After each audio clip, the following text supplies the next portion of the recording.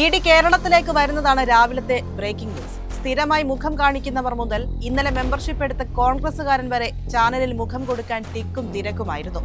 തെരഞ്ഞെടുപ്പ് അടുക്കുമ്പോൾ കഴിഞ്ഞ കുറെ നാളുകളായി ഇഡി കേരളത്തിലേക്ക് വിരുന്നു വരാറുണ്ട്. കുറച്ചുനാൾ മാധ്യമങ്ങൾക്കും കോൺഗ്രസിനും വായാടാൻ എന്തെങ്കിലും ഇട്ടുകൊടുത്ത് തെരഞ്ഞെടുപ്പ് കഴിയുമ്പോൾ വെറും കൈയോടെ തിരിച്ചു പോകും. ഇപ്പോൾ ഇഡി കടന്നു വന്നിട്ടുള്ളത് ഒന്നാം പിണറായി സർക്കാർ കാലത്തെ മസാല ബോണ്ടിന്റെ പേരിലാണ്. മസാല ബോണ്ട് ഒപ്പിട്ടതിന്റെ പേരിൽ 5 വർഷം മുൻപേ ഇഡി കേരളത്തിൽ അലയുന്നുണ്ട്. കൃത്യം കഴിഞ്ഞ തദ്ദേശ തെരഞ്ഞെടുപ്പ് കാലത്ത് തന്നെ ഇതേ വിഷയത്തിൽ ഇഡി ഇവിടെയുണ്ട്.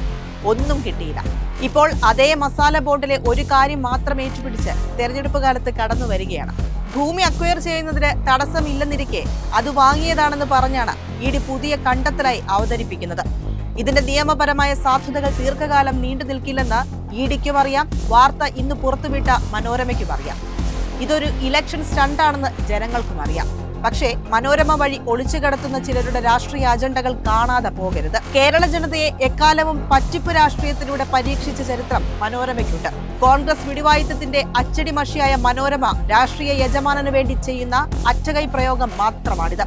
മുൻപ് ആദായ നികുതി വകുപ്പുമായി ബന്ധപ്പെട്ട് മുഖ്യമന്ത്രിയുടെ മകൾക്കെതിരെ ഒരു ആരോപണമുയർത്തി അതിന് മാസപ്പടി എന്ന പേരിട്ട് കൊടുത്തത് മനോരമയുടെ കുടിലതയായിരുന്നു.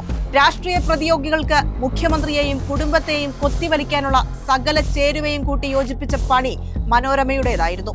ഈ പണി അവർ സ്ഥിരം ചെയ്യുന്നത് പോലെ കോൺഗ്രസ് എന്ന ഗോഡ്ഫാദർക്ക് ചെയ്തതാണ്. മനോരമയുടെ വാർത്ത ആധികാരിക രേഖയാക്കിയിട്ടാണ് കോൺഗ്രസ് വിഷയം ഏറ്റെടുത്തത്. അതിനുശേഷം മാത്രമാണ് SFIO ഈ കേസ് ഏറ്റെടുത്തത്. എന്നിട്ട് ആ കേസ് എന്തായി? കനത്ത പ്രഹരം മാത്യു കുഴൽനാടന് ഹർജി സുപ്രീം കോടതി തള്ളുകയാണ്. വലിയ തിരിച്ചടിയാണ്. കോടതിക്ക് പുറത്താണ് രാഷ്ട്രീയ യുദ്ധങ്ങൾ നടത്തേണ്ട വേദി എന്ന് സുപ്രീം കോടതി പറയണം. അതല്ല, സുപ്രീം കോടതിയിൽ നിന്നും തലോടലിന് വേണ്ടി അല്ലല്ലോ നമ്മൾ വരുന്നത്. കുഴൽനാടൻ വക്കീലടക്കം ഡൽഹിയിൽ പോയി നാറി നാണം കെട്ട് തിരിച്ചു വന്നത് ഈ കേസിലാണ്.